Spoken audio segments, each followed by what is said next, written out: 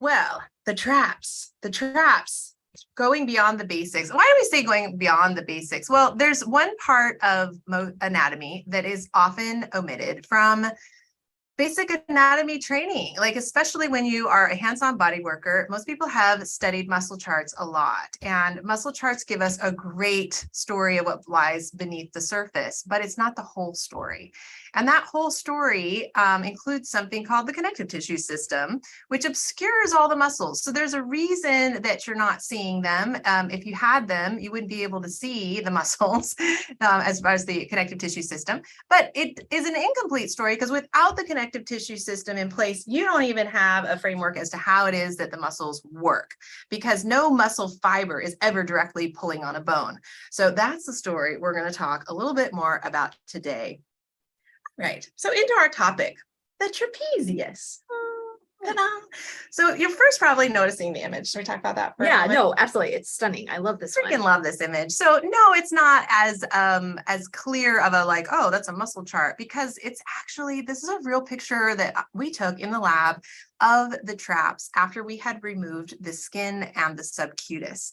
Now, the subcutis has different connections to the spine where it's more strongly adherent right along the central line of our front and the central line of our back, which is why you see so much yellow here. But I just loved artistically, like how this looks like this flame, right? Yeah. That's a flame of yellow that's like reaching up into a lavender sky. Well, the lavender sky is the trapezius, and you can recognize it by its V shape as it comes down towards the central line of the spine and then up again. So we have two, it's a paired muscle. And it's overlying the latissimus dorsi. So that's what you see as this pink tissue. That's the muscle of the latissimus dorsi. This is the flat tendon of the latissimus dorsi, and the same on the left side. There's an asymmetry here because why? Most of us are not perfectly symmetrical. And this actual donor had a really extreme asymmetry with a pretty severe scoliosis. Remember? Yeah. And so absolutely. Her spine actually curved quite a bit to the right. And you can almost perceive that if I'll just use my cursor, if you can see coming up through that middle of the yellow flame, and then it dives off to the right. And that curve to the right was even more so. And probably as a result of that, her lats even had an asymmetry to it that made the muscle, perhaps, I'm speculatory, right? That the muscle and tendon relationship and development was slightly different as well. All right, so the traps are superficial back, neck, and shoulder muscle, a big muscle with a bigger story. Take it away, Nicole. Okay. This is too cute. Okay. I haven't even seen this yet. I love it. So we were trying to figure this out, and we're like, well, what if traps had a resume? Because if you look at the trapezius muscles, the classic actions, origins, and insertions, it's a really long list. This muscle has attachments all throughout the neck, back, shoulders, to the skull, to the spine. It's extensive. And so we're thinking in terms of like, oh my gosh, if it had a resume, it would just be so long. And then we kept finding more things that needed to go on its resume. So if Trapezius was applying for a job, its resume would have a long list of all the actions, origins, and insertions that we all work hard to study in school. But there's always more to the story. Can we just look for a second?